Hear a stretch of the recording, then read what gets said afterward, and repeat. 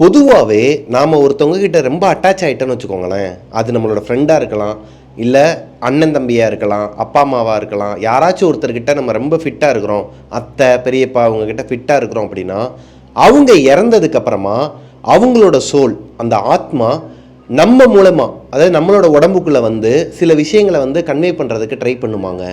இந்த மாதிரி உங்களோட லைஃப்லையும் எதனா நடந்திருக்கு? ஆமாண்ணே, நான் வந்து ஒரு கேத வீட்டுக்கு போயிருந்தேன், எங்கள் அத்தை இறந்துட்டாங்க. அவங்களோட வீட்டுக்கு போய் பார்க்கும்போது, அதாவது அவங்களோட பாடியை பார்க்க போனப்போ, இறுதி மரியாதை செலுத்த போனப்போ, அவங்களோட ஆத்மா திடீர்னு எங்கள் அப்பாவோட உடம்புக்குள்ளே இல்லை எங்கள் அம்மாவோட உடம்புக்குள்ளே புகுந்துருச்சு. அவங்க என்னென்னமோ பேசுகிறாங்க, அழுகுறாங்க, ஒரு மாதிரி அவங்களாவே இல்லை, ஒரு மாதிரி அப்நார்மல் ஆக்டிவிட்டி பண்ணிகிட்டு இருந்தாங்க. அப்படிங்கிற மாதிரி உங்களோட லைஃப்லையும் எதனா நடந்துருந்துச்சுன்னா கீழே கமெண்ட்டில் சொல்லுங்கள். எஸ், இன்னைக்கு நம்ம பார்க்க போகிற ஸ்டோரியிலையுமே அதே மாதிரி தாங்க. இறந்து போன அந்த ஆத்மா இங்கே இருக்கிற அவங்களோட அம்மாவோட உடம்புக்குள்ளே புகுந்து சில விஷயங்கள்லாம் ஷேர் பண்ணியிருக்கிறாங்க. இது அந்த ஊரை சேர்ந்தவங்க எல்லாருக்குமே ஒரு பயத்தை கிளப்பி இருக்குதுங்க.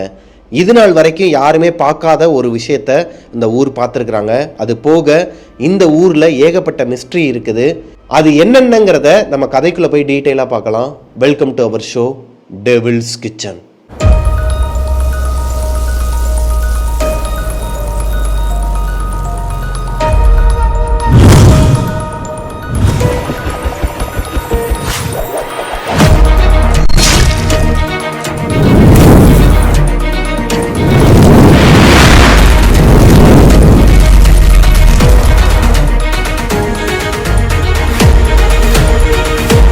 ஹலோ கோஸ்டீஸ், நான் உங்களோட பிரபாகரன். இன்றைக்கி நம்ம பார்க்க போகிற ஸ்டோரியை எனக்கு இன்ஸ்டாகிராமில் அனுப்பின பையனோட பேர் கார்த்திக். சென்னைக்கு பக்கத்தில் இருக்கிற செங்கல்பட்டில், அதாவது செங்கல்பட்டுக்கு பக்கத்தில் மகேந்திரா சிட்டின்னு சொல்லி ஒரு ஏரியா இருக்குதாங்க. இந்த ஏரியாவில் தான் வாழ்ந்துக்கிட்டு வராரு அவரோட ஃபேமிலியோட. இவர் இருக்கிற இடத்துல இருந்து இவரோட காலேஜுக்கு போகிறதுக்கு ஒரு சுடுகாட்டு பாதையை தாண்டி தான் வரணுமா. ஐ மீன் ஒரு ஃபாரஸ்ட் ஏரியா மாதிரி இருக்குமா. அந்த ஏரியாவில் இருக்கிறவங்க இந்த வீடியோ பார்த்துட்டு இருந்தீங்கன்னா அது எந்த ஏரியாங்கிறது உங்களுக்கே தெரியும்னு நினைக்கிறேன். ஏன்னா இன்னைக்கு நம்ம பார்க்க போகிற ஸ்டோரியில் அவர் ஒரிஜினல் இடத்தையே மென்ஷன் பண்ணி சொல்ல சொன்னார். இன்னைக்கு நம்ம பார்க்க போகிறது எல்லாமே ஒரிஜினல் பிளேஸை பற்றி தாங்க. மகேந்திரா சிட்டிங்கிற ஏரியாவுக்கு பக்கத்தில் இவரோட வீடு இருக்குது. இந்த வீட்டில் இருந்து காட்டாங்குளத்தூரில் இருக்கிற ஒரு காலேஜ், இந்த காலேஜ் நேம் நான் சொல்லணும்னு அவசியம் இல்லை, உங்களுக்கு புரிஞ்சிருக்கும். இந்த காலேஜில் தான் கார்த்திக் படிச்சுட்டு இருக்கிறாரு. அவரோட வீட்டில் இருந்து காலையில் 7 மணிக்கெலாம் கிளம்பிடுவாராங்க. 8-8:30 அவர் காலேஜுக்குள்ளே வந்துடுவாராம். நைட்டு ஒரு 7 மணிக்கு மேலே தான் அந்த ஏரியாவை கிராஸ் பண்ணி அவங்க வீட்டுக்கு போகணுமா, காலேஜ் முடிச்சுட்டு ரிட்டர்ன் போகும்போது. இதுதான் அவரோட ரொட்டீனாக இருந்துட்டு இருக்கு. கார்த்திக்கு ஸ்டார்டிங் ஸ்டேஜில் இருந்தே, அதாவது காலேஜுக்கு போகிறதுக்கு முன்னாடியிலேருந்தே இவங்க ஏரியாவில் ஏகப்பட்ட அமானுஷம் நடந்திருக்குதுங்க. லைக் இந்த ஃபாரஸ்ட் ஏரியாவை தாண்டி தான் இவங்க ஊர்லேருந்து அந்த இடத்த விட்டு வெளியே போகணுமா, மெயின் ரோடு போகணும்னா. ஃபாரஸ்ட் ஏரியாவை தாண்டும் போதும் சரி, இந்த ஃபாரஸ்ட் ஏரியா முடிய போகிற இடத்துல தான் இந்த சுடுகாடு இருக்குமா. இந்த சுடுகாட்டு பாதையை தாண்டி போகும்போது மட்டும் இவருக்கு பின்னாடி ஸ்கூட்டியில் யாரோ ஒருத்தவங்க உட்காந்துருக்கிற மாதிரியே ஃபீல் ஆகுமாங்க. கார்த்திக்கு ஸ்கூட்டியோ பைக்கோ இந்த மாதிரி எதுவுமே கிடையாது. இவர் ஒரு மிடில் கிளாஸ் ஃபேமிலிக்கும் கீழே தான், ஒரு லோயர் மிடில் கிளாஸ் ஃபேமிலின்னு வச்சுக்கோங்களேன். கார்த்தியோட அப்பா லோக்கலில் ஒரு ஷாப் போட்டிருக்கிறாரு, ஒரு பெட்டிக்கடை மாதிரியான ஒரு ஷாப் வச்சிருக்கிறாரு. அங்கே மளிகை வியாபாரம் எல்லாமே மளிகை கடை மாதிரி ஒரு சின்னதாக வச்சிருக்கிறாங்க. இதுக்கு உண்டான பொருட்கள் எல்லாம் வாங்க போகும்போது இவங்க அப்பா கூட பிறந்த அண்ணன், அதாவது கார்த்திக்கு பெரியப்பா, அவரோட ஸ்கூட்டியை வாங்கிட்டு தான் வெளியே போவாராம், வாங்குறதுக்கு போவாராம் பொருள்லாம், இவங்க கடைக்கு தேவையான பொருட்கள்லாம். அப்படி இவங்க அப்பா போகும்போது நிறைய தடவை ஆக்சிடென்ட் ஆகி கீழே விழுந்துருவாராம். ஆனால் ஆப்போசிட்டில் எந்த வண்டியும் வந்திருக்காது, யாருமே இருந்திருக்க மாட்டாங்க. ஒரு மாதிரி மிஸ்ட்ரியாகவே இருந்திருக்கு கார்த்திக்கு. அப்போ தான் ஒரு விஷயம் தெரிய வருது, இது மிஸ்ட்ரி கிடையாது, கார்த்தியோட அப்பாவுக்கு கண் பார்வை கொஞ்சம் கொஞ்சமாக குறைஞ்சிக்கிட்டு வருது. இந்த ஈவினிங் டைமில் மாலைக்கண் நோயின்னு சொல்லுவாங்க இல்லையா, அந்த மாதிரி டைப்பில் ஈவினிங் டைமில் அதை லோ லைட்டில் அவங்க அப்பாவுக்கு பார்வை தெரியாதான் அந்த அளவுக்கு. இது எப்படி கண்டுபிடிச்சிருக்கிறாருன்னா, வீட்டில இருந்து அவர் கிளம்பும் போதே ஒரு மாதிரி தட்டு மாதிரி தான் போயிட்டு இருக்கிறாரு. அவர்கிட்ட கேட்கும்போது சொல்றாரு, ஆமாப்பா எனக்கு சரியா கண்ணு தெரில, அதனால தான் அடிக்கடி நான் கீழே விழுந்துடுறேன். ஆல்ரெடி என்னோட அண்ணன் வந்து ஸ்கூட்டியை தரமாட்டேங்கிற மாதிரி சொல்லிட்டு இருக்கிறாரு, நீ அடிக்கடி கீழே போட்டுடுற, வேலை வந்துக்கிட்டே இருக்கு அப்படிங்கிற மாதிரி சொல்லிட்டு இருக்காரு. அவர்கிட்ட எனக்கு கண்ணு தெரிலன்னு சொன்னால் தப்பாயிரும்பா, அப்புறம் ஸ்கூட்டியவே கொடுக்க மாட்டாரு, நடந்து தான் போய் வாங்கிட்டு வரணும் அப்படிங்கிற மாதிரி சொல்ல. இப்போ கார்த்தி என்ன பண்ணுறாருன்னா, அப்பா நீங்கள் ஸ்ட்ரெயின் பண்ணிக்காதீங்க, நான் போய் வாங்கிட்டு வரேன்னு சொல்லிட்டு காலேஜ் முடிச்சுட்டு வராரு இல்லையா 7 மணிக்கு. 7 மணிக்கு வந்ததுக்கு அப்புறமா 8-8:30 வீட்டிலேருந்து கிளம்பி போவாராம். 10-10:30 எல்லா பொருளையும் போய் வெளியே சிட்டியில் வாங்கிட்டு உள்ளே வருவாராம், மறுபடியும் அந்த ஃபாரஸ்ட் ஏரியாவில் சுடுகாட்டை தாண்டி. அப்படி வரும்போதெல்லாம் இவருக்கு ஒரு மாதிரி நெகட்டிவ் வைப்ரேஷன் இருக்குமாங்க. ஆர்த்தி என்கிட்ட இந்த ஸ்டோரி சொல்லும்போது, அண்ணன் நான் சும்மா சொல்லலை, நீங்கள் இந்த ஏரியாவோட நேமை மென்ஷன் பண்ணியே சொல்லுங்கள், எவ்வளோ கமெண்ட்ஸ் கீழே வருதுன்னு மட்டும் பாருங்கள். அந்த ஏரியாவில் இருக்கிறவங்க எல்லாருமே இதை எக்ஸ்ப்ளோர் பண்ணியிருக்கிறாங்க, எக்ஸ்பீரியன்ஸ் பண்ணியிருக்கிறாங்க. இந்த சுடுகாட்டு பாதையை தாண்டும் போதெல்லாம் எல்லாருக்குமே ஒரு மாதிரி நெகட்டிவான தாட் வரும். யாரோ ஒருத்தவங்க பின்னாடி உட்காந்து அழுகிற மாதிரியோ, இல்லை யாரோ ஒருத்தவங்க நம்ம ரோட்டில் போயிட்டே இருக்கும்போது கிராஸ் பண்ணி ஓடுற மாதிரிலாம் இருக்குமோ. இது நிறைய பேருக்கு நடந்திருக்குதான் அந்த ஏரியாவில். அது போக கார்த்திக் என்ன சொல்கிறாருன்னா, அந்த ஏரியாவில் இந்த ஃபாரஸ்ட் ஏரியா இருக்கு இல்லையா, இந்த ஏரியாவில் நிறைய மரங்கள்லாம் இருக்குமா. வெளிப்படையாகவே நிறைய பேர் தூக்கில் தொங்குறது, நிறைய அமானுஷ்யமான சாவுகள்லாம் விழுகுமாங்க. யாருக்காச்சும் எதனா பிரச்சனைனா வீட்டில் தூக்கில் தொங்குறது இந்த மாதிரிலாம் கிடையாது. இந்த ஃபாரஸ்ட்டில் ஏகப்பட்ட பேர் அப்படி இறந்துருக்குறாங்களாம் மர்மமான முறையில். போலீஸ் இன்வெஸ்டிகேஷன்லாம் வருவாங்களாம், பார்த்துட்டு இருப்பாங்களாம். பட் அவங்களால எதுவுமே கெஸ் பண்ண முடியாதான். நிறைய விஷயங்கள் அப்படியே மிஸ்டீரியஸாகவே போயிடுச்சாங்க. இந்த ஏரியாவுக்கு நைட் டைமில் வரதுக்கே பயப்படுவாங்களாம். ஏன்னா அவ்வளோவா லைட்டு வசதியுமே இருக்காதான் இந்த ஏரியாவில். இந்த சுடுகாட்டு பாதையை தாண்டும் போதெல்லாம் சுத்தமாக லைட்டே இருக்காதான். இந்த ஃபாரஸ்ட் ஏரியாவில் உள்ளே போயிட்டு இருக்கும்போது அங்கங்கே லைட் இருக்குமா, ஆனால் ஃப்ளிக்கர் ஆகிக்கிட்டு சில இடத்துல வேலையே செய்யாமல் ரொம்ப ஒரு மாதிரி மெயின்டெனன்ஸே இல்லாத ஏரியா மாதிரி தான் இருக்குமாங்க இந்த ஃபாரஸ்ட் ஏரியா மட்டும். கார்த்திக் ஈவினிங் காலேஜை முடிச்சுட்டு வரும்போதும் சரி, மார்னிங் கிளம்பி காலேஜுக்கு போகும்போதும் சரி, நடந்து தான் போவாராங்க. இந்த ஃபாரஸ்ட் ஏரியாவை தாண்டி நடந்து தான் போவாராம். மெயின் ரோட்டுக்கு போயிட்டு லிஃப்ட் கேட்டு தான் போவாராம். இங்கே இறக்கி விட்டுருங்க, அந்த காலேஜ் தான், போகிற வழியில் இறங்கிறேன்னு சொல்லிட்டு லிஃப்ட் கேட்டு தான் போவாராம். எவ்வளோ கொடுமையான விஷயம் பாருங்களேன். நைட்டு மட்டும்தான் அவங்க பெரியப்பா கிட்ட ஸ்கூட்டி கிடைக்கும், அதுவுமே இவங்க கடைக்கு தேவையான பொருட்களை வாங்குறதுக்காக. அவங்க ஒரு பிஸ்னஸ் பண்ணுறாங்க, அதுக்காக தான் அவங்க பெரியப்பா கொடுக்குறாரே தவிர்த்து இவங்க கிட்ட சொந்தமாக ஒரு ஸ்கூட்டி கிடையாது, நடந்து தான் போகணும். அந்த டைமில் அவருக்கு ஒரு மாதிரி பக்கு பக்குன்னு இருக்குமாங்க. சில நேரங்கள் கூட ஆட்கள் வருவாங்களாம், இந்த நடந்து வரவங்களா இருக்கட்டும், சைக்கிளில் போகிறவங்களா இருக்கட்டும், பைக்கில் போகிறவங்களா இருக்கட்டும். யாராச்சும் பைக்கில் வந்தாங்கன்னா பின்னாடியே ஓடுவாராங்க. அவங்களாம் பயப்படுவாங்களாம், எங்கே இவர் செயின் ஸ்நாச்சிங் இல்லைன்னா ஏதோ வழிப்பறி பண்ணுறதுக்கு தான் ஓடி வரான் போல் அப்படின்ட்டு. ஆனால் இவருக்கு தான் தெரியுமா, அவர் ஒருத்தரை விட்டால் யாருமே கிடையாது. ஒரு மாதிரி கொய்யின்னு இருக்கும். காலையில் போகும்போதுமே சரி, என்னதான் விடிய காலையாக இருந்தாலுமே ஒரு 7-7:30 மணியாகவே இருந்தாலும் நம்ம மட்டும் அந்த அமானுஷ்ய பாதையில் தனியாக போனால் நமக்கு ஒரு மாதிரி ஈரக்குளம்லாம் நடுங்க தான் செய்யும் இல்லையா. அதன் அடிப்படையில் தான் பின்னாடியே ஓடுவாராம். ஆனால் பயந்து வேகமாக முறுக்கிக்கிட்டு போவாங்களாம் பைக்கெல்லாம். இப்படியே பயந்து பயந்து வாழ்ந்துக்கிட்டு இருக்கிற கார்த்திக்கு ஒரு நாள் ஒரு விஷயம் தெரிய வருதுங்க. இவரால் ஒரு இடத்துல நெகட்டிவ் எனர்ஜி இருந்துச்சுன்னா அப்சர்வ் பண்ண முடியும். இது எப்போ தெரிய வருதுன்னா, இவர் வீட்டில் ஒரு நாள் இருக்கும்போது தான் தெரிய வருது. வீட்டில் ஒரு ப்ராஜெக்ட் ஒன்று இருக்குதாங்க. இவங்க காலேஜிலலாம் அந்த ஃபைனல் இயர்லலாம் செமஸ்டரில் பெரிய பெரிய ப்ராஜெக்ட்லாம் கொடுப்பாங்களாம். இந்த ப்ராஜெக்ட்லாம் விடிய விடிய உட்காந்து பண்ணிக்கிட்டு இருப்பாராம், தூங்கவே மாட்டாராம். நைட்டு முழுக்க உட்காந்து பண்ணிக்கிட்டு இருக்கும்போது ஒரு 3 மணி இருக்குமாங்க, அதாவது விடிய காலையில் 3 மணி இருக்குமா, இவருக்கு ஏதோ ஒரு நெகட்டிவ் தாட் வந்திருக்குது. இவர் உடம்புலாம் ஒரு மாதிரி சிலுத்து போகிறது, யாரோ ஒருத்தர் இவருக்கு சுற்றி ஒரு 100 மீட்டர் ரேடியஸில் யாராச்சும் ஒருத்தவங்க இருக்கிறாங்க, இறந்து போனவங்களோட ஆத்மா, லைக் அந்த மாதிரி தான் சொன்னார். அந்த மாதிரி யாராச்சும் ஒருத்தவங்க இருக்கிறாங்கன்னா இவருக்கு உணர முடியுமா இவரால். டக்குன்னு அந்த ப்ராஜெக்டை நிப்பாட்டிட்டு, இவரோட வீட்டோட அமைப்பு எப்படி இருக்குன்னா, இது ஒரு தனி வீடு தான், ஓட்டு வீடு தான். உள்ள ஒரே ஒரு ரூம் தான் இருக்குமா, 10க்கு 10 ரூம் இருக்குமா, ஒரு பாத்ரூம் இருக்குமா, வெளியே திண்ணை இருக்குமா. அந்த திண்ணையில் அவங்க அப்பா படுத்திருப்பாராம், கயிற்றுக்கட்டில் போட்டிருப்பாராம். ஒன்று கயிற்றுக்கட்டில் படுத்திருப்பாராம், இல்லைன்னா அந்த திண்ணையில் படுத்து தான் தூங்குவாராம். எப்பயுமே வெளியே தான் படுத்து தூங்குவாராம். அப்படி இருக்கும் பட்சத்தில் உள்ளே இருக்கிற ஒரு ரூமில் ஒரு விண்டோ இருக்குமா. இந்த விண்டோ ஓப்பன் பண்ணி பார்த்தா இவங்க அப்பாவுக்கு பக்கத்தில் நல்லா கருன்னு ஒரு பொண்ணு நின்றுட்டு இருக்குதாங்க, ஒரு உருவம். அது ஒரு பொண்ணோட உருவங்கிறது கார்த்திக்கு தெரியுது, ஆனால் அது யாருங்கிறது தெரில. அது ஒரு அமானுஷ்யம், பார்த்தாலே தெரியுது. அந்த உருவத்துக்கு பக்கத்திலேயே இவங்க ஏரியா ஸ்ட்ரீட் டாக் ஒன்று நிற்குதான். ஆனால் அது குலைக்கவே இல்லை, அமைதியாக நிற்கிதான் அந்த உருவத்துக்கு பக்கத்திலேயே. அது போக அந்த உருவம் எங்கே நிற்கிதுன்னா, இவங்க அப்பாவோட தலைமாட்டில். அவங்க அப்பா தலைக்கு பக்கத்திலே நின்னது மட்டும் இல்லாமல் அவரையே ஒரு மாதிரி பார்த்துக்கிட்டே இருந்திருக்குது. அவங்க அப்பாவை பார்க்கறது மட்டும் இல்லாமல் ஏதோ ஒரு திசையில் திரும்பி பார்க்குதான். எங்கே பார்க்குதுன்னு சொல்லி பார்த்தா இவரோட அத்தை வீடு, கார்த்தியோட அத்தை வீடு ஒரு 2 தெரு தள்ளி இருக்குதான். அந்த ஏரியாவை பார்த்துக்கிட்டே இருக்குதான். திடீர்னு என்ன நினச்சின்னு தெரியலையாங்க, ஒரு ஃப்ராக்ஷன் ஆஃப் செகண்டில் அப்படியே மறைஞ்சி ஒரு மாதிரி புகை மாதிரி கிளம்பி, நம்ம வீட்டிலலாம் அந்த சிம்னிலேருந்து புகை போனால் நம்ம கண்ணுக்கு தெரியும் இல்லையா, அந்த டைப்பில் ஒரு மாதிரி புகை மாதிரி இவங்க அத்தையோட வீட்டுக்குள்ளே போயிருச்சாங்க. அதான் அவங்க அத்தை ஏரியாக்குள்ளே போயிருச்சான். இவர் எதுவுமே கத்தலை, அவங்க அப்பா பேரை சொல்லி கூப்பிடலை, அப்பாவுக்கு எதனா ஆயிருமோன்னு பயப்படலை, ஒரு மாதிரி உறைஞ்சி போய் நின்றுட்டு இருந்திருக்கிறாரு. ஏன்னு கார்த்திக்கு தெரியல. வாழ்க்கையிலேயே முதல்ல இந்த மாதிரி ஒரு சம்பவத்தை பார்க்குறாரு இல்லையா, அதனால தான் உறைஞ்சி போயிட்டனோ என்னன்னு தெரிலண்ணே. என்னை அறியாமலே நான் பாட்டுக்கு வந்து உட்காந்துட்டேன், என்னோட ப்ராஜெக்டை அப்படியே நிப்பாட்டி வச்சுட்டு படுத்து தூங்கிட்டேன். எப்படி தூங்கினேன், ஏன் தூங்கினேங்கிறது எனக்கு தெரில. அவ்வளோ பெரிய சம்பவம் நடந்தோம். அடுத்த நாள் காலையில் எங்கள் அம்மா எழுப்புறாங்க காஃபி குடிப்பான்னு சொல்லிட்டு. எந்திரிச்சோடனே பதறி அடிச்சுட்டு எந்திரிக்கும் போது அந்த காஃபி டம்ளர் கீழே விழுந்து, என்னடா ஆச்சு, ஏன்டா காலங்காத்தால ஏன்டா இப்படி பண்ணிட்டு இருக்கேன்னு சொல்லி அவங்க அம்மா திட்டி அப்போ சொல்லியிருக்கிறாரு நைட்டு நடந்த இந்த விஷயத்த. கார்த்தி இந்த விஷயத்த சொல்லி முடிச்சதுக்கு அப்புறமா அவங்க அம்மா எதுவுமே பேசாம அப்படியே ஒரு மாதிரி உறைஞ்சி போய் நின்றுருக்குறாங்க. கார்த்திக்கு அவங்க அம்மாவை பார்த்தோன்னே தெரிஞ்சிருது.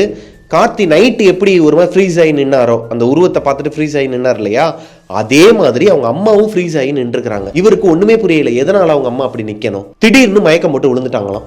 இப்போ கார்த்திக்கு என்ன பண்றதுன்னு தெரியாம ஒரு சொம்பு நிறைய தண்ணி எடுத்துட்டு வந்து அவங்க அம்மா மூஞ்சில தெளிச்சு அவங்க அம்மாவை எழுப்பி விட்டுருக்கிறாரு. அவங்க அம்மா சொன்ன ஒரு வார்த்தை, எப்பா நீ சொன்னது உண்மைதான்ப்பா, ஏன்னா நீ இந்த விஷயத்த சொல்லி முடிக்கும்போது என் மேலே, அதாவது அவங்க அம்மா ஷோல்டர் மேலே ஏதோ ஒரு வெயிட் இருந்திருக்குது. யாரோ ஒருத்தவங்க உட்காந்துருந்தாங்கன்னா, நம்ம இந்த சிவின்னு சொல்லிட்டு ஒரு படம் பார்த்துருப்போம், 90s கிட்ஸுக்கெலாம் தெரியும்னு நினைக்கிறேன். அந்த படத்தில் ஒரு ஆத்மா மேலேயே உட்காந்துருக்கும், ஒரு லவ்வரோட உடம்புக்கு மேலேயே உட்காந்துருக்கும் இல்லையா, அந்த மாதிரி டைப்பில் இவங்களோட உடம்புக்கு மேலே யாரோ ஒருத்தவங்க உட்காந்துருக்கிற மாதிரி அவங்களுக்கு ஃபீல் ஆகிருக்குது. வெயிட்டு தாங்க முடியாமல் மயக்கம் போட்டு விழுந்துட்டாங்களாம். இதுதான் அவங்க அம்மா சொல்லியிருக்கிறாங்க, கார்த்தியோட அம்மா.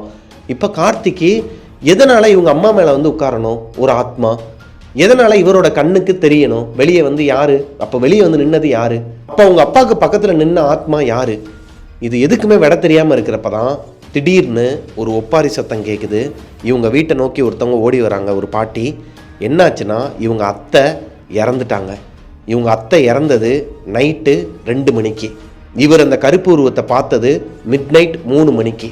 அப்போது இவங்க அம்மா மேலே வந்து ஏறி உட்கார்ந்ததும் அவங்க அத்தையோட ஆத்மா தான் அப்படிங்கிற மாதிரி இவர் ஃபிக்ஸ் ஆகிக்கிட்டாருங்க. கார்த்திக்கு அத்தைனா ரொம்ப பிடிக்குமா, அத்தைக்குமே கார்த்திகை ரொம்ப பிடிக்குமா, என்ன கேட்டாலும் வாங்கி கொடுத்துருவாங்களாம். சின்ன வயசுலேருந்தே பாசமாக பார்த்துப்பாங்களாம். இவங்க வீட்டில் எதனா ஒரு சண்டை நடந்துச்சுன்னா கூட 2 தெரு தள்ளி தானே இருக்குது, அவங்க அத்தை வீட்டுக்கு போயிடுவாராம். ஸோ அவங்க அத்தைக்கு வேறு குழந்தைங்களாம் கிடையாதான். கல்யாணமாகி கிட்டத்தட்ட 10-15 வருஷம் ஆகுது, ஆனால் குழந்தைங்க கிடையாது. இவரை தான் பையன் மாதிரி பார்த்து வளர்த்துட்டு இருக்கிறாங்க. அப்படி இருக்கிற அத்தை இறந்ததுக்கப்புறமா இவரால் மனசு கேட்காம, எதனால் இவங்க அத்தை ஒரு கண்ணுக்கு தெரியணும், நைட்டு எதனால் அவங்க அப்பாவை பார்த்துக்கிட்டு இருக்கணும் பக்கத்தில் வந்து நின்று, இந்த நாயும் குலைக்காமையே நின்றுட்டுருக்கு. அவங்க அத்தை தான் அவங்க ஏரியாவில் இருக்கிற ஸ்ட்ரீட் டாக்காக இருக்கட்டும், இந்த ஊர்லேயே இருக்கிற எல்லா ஸ்ட்ரீட் டாக்ஸுக்குமே இவங்களால் முடிஞ்சதை ஃபீட் பண்ணுவாங்களாம். அதாவது பிஸ்கட் போடுவாங்களாம், கறி போடுறது, சோறு போடுறது, இது எல்லாமே பண்ணிகிட்டு இருந்தனால அவங்க அத்தையை பார்த்தா மட்டும் எந்த நாயும் குலைக்காதான். அப்போ நைட்டு வந்தது அவங்க அத்தையோட ஆத்மாங்கிறத கன்ஃபார்மே பண்ணியிருக்கிறாரு கார்த்திக். அவங்க அத்தை இறந்த வீட்டில் எல்லாருமே உட்காந்துருக்குறாங்க. அடுத்த நாள் காலையில் தான் எடுக்க போகிறாங்க. நைட்டு முழுக்க அவங்களோட வீட்டில் தான் அந்த பாடி இருந்திருக்குது, அவங்க அத்தையோட பாடி. கார்த்தியோட அம்மா மிட்நைட் ஒரு 12-12:30க்கு எல்லா வேலையும் முடிச்சுட்டு, அவங்க வீட்டில் எல்லா வேலையும் முடிச்சுட்டு, இவங்க அத்தை வீட்டில் தான் பாடி இருக்கு இல்லையா, அவங்க அத்தையோட பாடி, அதை சுற்றி தான் எல்லாருமே உட்காந்துருக்குறாங்க. விடிய காலையில் தான் ஒரு 7-8 மணிக்கு மேலே எடுக்கலாம்னு சொல்லிட்டு பிளான் பண்ணிகிட்டு இருக்கிறாங்க. இந்த டைமில் அவங்க அம்மா வந்து உட்காடுறாங்க. உட்கார்ந்தது மட்டும் இல்லாமல் கொஞ்ச நேரத்தில் அவங்களோட ஆக்டிவிட்டீஸே சரியில்லை. இதை கார்த்தி மட்டும் இல்லைங்க, அந்த ஏரியாவில் இருக்கிற, அதாவது அந்த வீட்டில் உட்காந்துருந்த எல்லாருமே கவனிக்கிறாங்க. அவங்க அம்மா ஒரு மாதிரி பேய் பிடிச்ச மாதிரி பண்ணுறாங்க, பயங்கரமாக அழுதுருக்குறாங்க. ஆனால் அது அவங்க அம்மாவோட வாய்ஸ் கிடையாது. கார்த்திக்கு நல்லாவே தெரியும் அவங்க அத்தையோட வாய்ஸ் எப்படி இருக்குன்னு. 90% அவங்க அத்தையோட வாய்ஸில் தான் அவங்க அம்மா பேசி பேசி அழுகிறாங்க. இப்படிலாம் நடக்கும்னு நான் எதிர்பார்க்கவே இல்லை, திடீர்னு நான் இறந்துட்டேன், திடீர்னு எனக்கு வந்து இப்படி ஏன் நடக்கணும், யாரோ ஒருத்தவங்க எனக்கு ஏதோ செய்வினையோ ஏதோ வச்சுருக்கிறாங்க, நான் அவங்கள கண்டுபிடிக்காமல் விடமாட்டேன், அவங்கள கொல்லாமல் விடமாட்டேன், அப்படி இப்படின்னு சொல்லிட்டு ஒரு மாதிரி அலறி அடித்து நெஞ்சில் அடிச்சுட்டு கத்தி அழுகிறாங்களாம். அவங்க அழுகிறத பார்த்தா இவருக்கு மட்டும் இல்லைங்க, அந்த ஏரியாவில் இருக்கிறவங்க எல்லாருக்குமே பயமாக இருக்குது. இறந்து போன ஒருத்தவங்களோட உடம்புல இருந்து ஆத்மா வெளியே வந்து அவங்களுக்கு நெருக்கமானவங்களோட உடம்புக்குள்ளே புகுந்து அழுகும்போது பயங்கரமாக இருக்குங்க. பார்க்குறக்கே ஒரு மாதிரி வியர்டாக இருக்கும். கேட்குறப்பவே நமக்கு எப்படி இருக்குது, அப்போ கார்த்திக் எப்படி இருந்திருக்கும், அந்த இடத்துல இருந்தவங்களுக்குலாம் எப்படி இருந்திருக்கும். கார்த்தியோட அப்பா ஒரு எலுமிச்சம்பழத்தை எடுத்துகிட்டு வந்து, பூஜை ரூமில் இருந்த ஒரு எலுமிச்சம்பழத்தை எடுத்துகிட்டு வந்து அவங்க அம்மா கையில் வச்சதுக்கப்புறமா அவங்க அம்மா அப்படியே கொஞ்சம் கொஞ்சமாக காம் டவுன் ஆகிருக்கிறாங்க, மயக்கம் போட்டு விழுந்துருக்கிறாங்க. அவங்க அம்மா மயக்கம் போட்டு விழுந்து ஃப்ராக்ஷன் ஆஃப் த செகண்டில் எந்திரிச்சு, ஏன் எல்லாருமே என்னை குறுகுறுன்னு பார்த்துட்டு இருக்கீங்க, ஏன் என்னையவே எல்லாரும் பார்த்துட்டு இருக்கீங்கன்னு சொல்லி கேட்டிருக்கிறாங்க. அங்கே இருக்கிறவங்க எல்லாருக்குமே ஒரு மாதிரி கை கால்லாம் உதற ஆரம்பிச்சிருக்குது.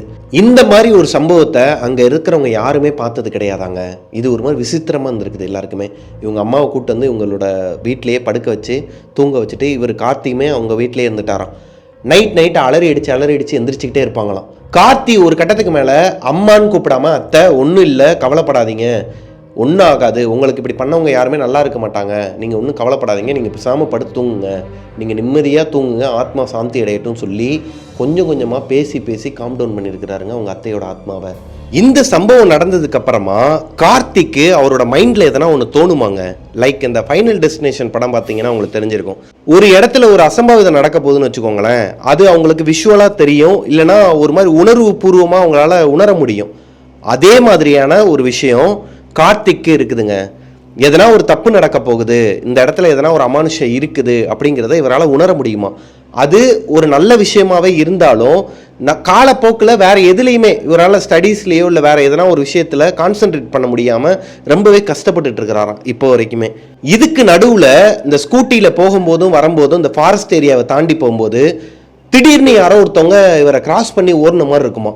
சடனாக பைக்கை நிப்பாட்டு வரோம். ஏன்னா இந்த ரோடே எப்படி இருக்குன்னா ஒரு பக்கம் மட்டும்தான் யூஸ் பண்ணுற மாதிரி இருக்குமா, இன்னொரு பக்கம் ரொம்ப ஒரு மாதிரி உடஞ்சி பள்ளமாக இருக்குமா. இந்த சைடாக போயிட்டு இருக்கும்போது யாரோ ஒருத்தவங்க டக்குன்னு ஓடுற மாதிரி இருக்கும்போது இவர் சடன் பிரேக் அடிக்கும்போது வலிக்கி விட்டு, அதாவது ஸ்கிட் அடித்து அங்கேயே விழுந்து ஏகப்பட்ட இடத்துல இந்த ரத்த காயம் ஆகுறது, இந்த மாதிரிலாம் அடுத்தடுத்து அவருக்கு நடந்திருக்குதுங்க. இவருக்கு என்ன சந்தேகம்னா இவங்களோட அத்தை தான் இவருக்கு பின்னாடி உட்காந்துட்டு வராங்களா, அதனால தான் ஸ்கூட்டி வந்து வெயிட்டாக இருக்குதா, இவருக்கு அது ஒரு விடை தெரியாத ஒரு புதிராகவே இருந்திருக்குதுங்க. இந்த சுடுகாட்டு பாதையை கிராஸ் பண்ணி வரும்போதும் இவரால் ரொம்பவே உணர முடியுமா யாரோ ஒருத்தவங்க இவர் பின்னாடி உட்காந்துருக்குறாங்க அப்படிங்கிறத. ஸ்கூட்டியில் மிரரை பார்க்கும்போது இவருக்கு பின்னாடி யாருமே இருக்க மாட்டாங்களாம்.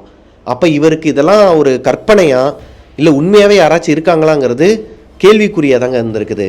இவரோட ஊர் எல்லைக்குள்ளே வரும்போது, இந்த ஏரியாவெல்லாம் தாண்டி சுடுகாட்டெல்லாம் தாண்டி ஊர் எல்லைக்குள்ளே வரும்போது ஒரு கோவில் இருக்குமா.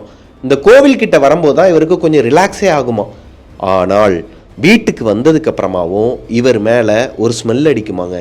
இந்த இறந்து போனவங்க வீட்டுக்கெலாம் போனீங்கன்னா, இல்லை இறந்து போனவங்கள கொண்டு போகும்போது ஒரு மாலை ஸ்மெல்லு வரும் பார்த்துருக்கீங்களா, அந்த மாலையோட ஸ்மெல்லு இவர் உடம்பு ஃபுல்லாக அடிக்குமா. இவங்க அப்பாவும் அம்மாவும் கேட்பாங்களாம் இவர் வீட்டுக்கு போனதுக்கப்புறமா, என்னடா அது எதனா சென்ட்டு கிண்டு போட்டிருக்கியா, இல்லை மாலைகளை எதனா எடுத்து கழுத்தில் போட்டு வந்தியா, எப்படி இவ்வளோ ஸ்மெல் அடிக்குது. இல்லையப்பா எனக்கு எதுவும் அந்த மாதிரி தோணலையே, டேய் குப்புன்னு அடிக்குதுடா. இவங்க அப்பா அம்மா மட்டும் கிடையாதாங்க, அந்த ஊரில் இருக்கிற இவரோட ஃப்ரெண்ட்ஸுமே சொல்லுவாங்களாம். இப்படி ஒரு 3 தடவை நடந்திருக்குதான். அது எதனாலங்கிறது கார்த்திக்கு தெரியல. இவ்வளோ மிஸ்ட்ரி நடந்துமே அதே இடத்துல தான் இப்போ வரைக்கும் வாழ்ந்துக்கிட்டு வராரு கார்த்தியும் அவங்களோட ஃபேமிலியும். கார்த்தி நம்மளோட டெவில்ஸ் கிச்சன் ஷோக்கு பெரிய ஃபேனாங்க. என்னை ரொம்ப அவருக்கு பிடிக்குமா. நீங்கள் வந்து இன்னுமே வந்து மேலே மேலே வர வாழ்த்துக்கள் அப்படிங்கிற மாதிரி சொல்லியிருந்தாரு. ரொம்ப நன்றி கார்த்திக். ஆக்சுவலாக அவரோட பேர் கார்த்திக் கிடையாது. என்னோட இடத்தோட நேம் மட்டும் மென்ஷன் பண்ணுங்கண்ணே, ஆனால் என்னோட பேரை மென்ஷன் பண்ண வேணான்னு சொன்னார். அதனால நான் கார்த்திக் சொல்லி வச்சுக்கிட்டேன். ஸோ இந்த ஸ்டோரி இதோட முடியுதுங்க. கார்த்திக் அவருக்கு நடந்த அமானுஷத்தை என்கிட்ட சொன்னார். அது என்னோட ஸ்டைலில் நான் உங்ககிட்ட நரேட் பண்ணிட்டேன். இந்த ஸ்டோரி உங்களுக்கு பிடிச்சிருக்குன்னு நம்புகிறேன். பிடிச்சிருந்துச்சுன்னா லைக் பண்ணிடுங்க. அண்ட் அந்த ஏரியாவில் இருக்கிற யாருன்னா இந்த வீடியோவை பார்த்துட்ருக்கீங்க அப்படின்னா, இவர் சொன்னது எல்லாமே உண்மையா இல்லை பொய்யா, உண்மையாகவே அந்த சைடு இப்படி ஒரு ஃபாரஸ்ட் இருக்குண்ணே, அடுத்து சுடுகாடு இருக்குண்ணே, இந்த பக்கம் எனக்குமே எக்ஸ்பீரியன்ஸ் இருக்குண்ணே அப்படிங்கிற மாதிரி உங்களுக்கு ஃபீல் ஆச்சுன்னா கீழே கமெண்ட்டில் சொல்லுங்கள். உங்களோட லைஃப்லையும் இதே மாதிரி எதனா ஒரு அமானுஷம் நடந்திருக்கு, அதை என்கிட்ட ஷேர் பண்ணணும்னு நினச்சிங்கன்னா பிரபாகரன் அஃபிஷியல் மிஸ்டர் பிரபாகரன்ங்கிற இன்ஸ்டாகிராம் ஐடியோட சேர்த்து என்னோட ஃபேஸ்புக் ஐடியும் கீழே டிஸ்கிரிப்ஷனில் கொடுத்துருக்குறேன். அங்கே வந்து எனக்கு இன்பாக்ஸ் பண்ணுங்கள். மிஸ்டர் பிரபாகரன் யூடியூப் சேனலை சப்ஸ்கிரைப் பண்ணிடுங்க. பக்கத்தில் இருக்க பெல் ஐக்கானை தட்டி விட்டுருங்க. ரொம்ப கோல்டாக இருக்கிறனால கொஞ்சம் கொஞ்சமாக ஒரு ஸ்டோரியாக சொல்லிகிட்டு இருக்கேன். ஆக்சுவலாக இன்றைக்கி 2 ஸ்டோரி சொல்லலான்ட்டு இருந்தேன், என்னால் முடியலை. ஒரு ஸ்டோரியாக போட்டலான்னு சொல்லிட்டு டெய்லி வீடியோ இன்னிலேருந்து டெய்லி வீடியோ போடலான்ட்டு ஒரு முடிவில் இருக்கேன். ஸோ சப்ஸ்கிரைப் பண்ணிடுங்க, பக்கத்தில் இருக்க பெல் ஐக்கானை தட்டி விட்டுருங்க. நெக்ஸ்ட்டு ஒரு சூப்பரான ஸ்டோரியோடு உங்களை மீட் பண்ணுற வரைக்கும் பாய் பாய். ஃபர்ஸ்ட் ஆஃப் ஆல் எல்லாருக்குமே தேங்க்யூ கோஸ்டீஸ். நிறையா பேர் தீபாவளி விஷஸ்லாம் போட்டிருந்தீங்க. ஒரு 380 கமெண்ட்டு கிட்ட வந்திருந்தது 2 வீடியோவுக்கு முன்னாடி. தீபாவளி அன்னைக்கு போட்டனால அந்த வீடியோவில் என்னால் கான்சென்ட்ரேட் பண்ண முடியல. கமெண்ட்ஸில் நிறைய பேர் வந்து ஆனால் மழை காலம் ஆரம்பிச்சிருச்சு, ரெய்னி சீசன் ஆரம்பிச்சிருச்சு, அர்ஜுனா உடம்பை பார்த்துக்கோங்க, உங்கள் உடம்பை பார்த்துக்கோங்க, குரல்லே தெரியுது உங்களுக்கு சளி பிடிச்சிருக்கு அப்படின்னு சொல்லிட்டு, ஸோ உடம்பை பார்த்துக்கங்க அப்படி இப்படின்னு சொல்லி நிறைய பேர் விசாரிச்சுருந்தீங்க. என்னை இவ்வளோ தூரம் கேர் பண்ணிக்கிற எல்லாருக்குமே என்னோடய மனமார்ந்த நன்றிகள். நீங்களுமே இந்த ரெய்னி சீசனில் தேவையில்லாமல் வெளியே போகிறது, கொஞ்சம் உடம்பை நீங்களும் பார்த்துக்கோங்க. எல்லாருக்குமே கோல்டு பிடிக்கிற சீசனுங்கிறனால வீட்டில் குழந்தைங்கள்லாம் பார்த்துட்ருக்கீங்க இல்லையா, அப்பா அம்மா சொல்கிறத கேட்டு நடந்துக்கோங்க. ஓகேவா? டாட்டா, பாய் பாய்.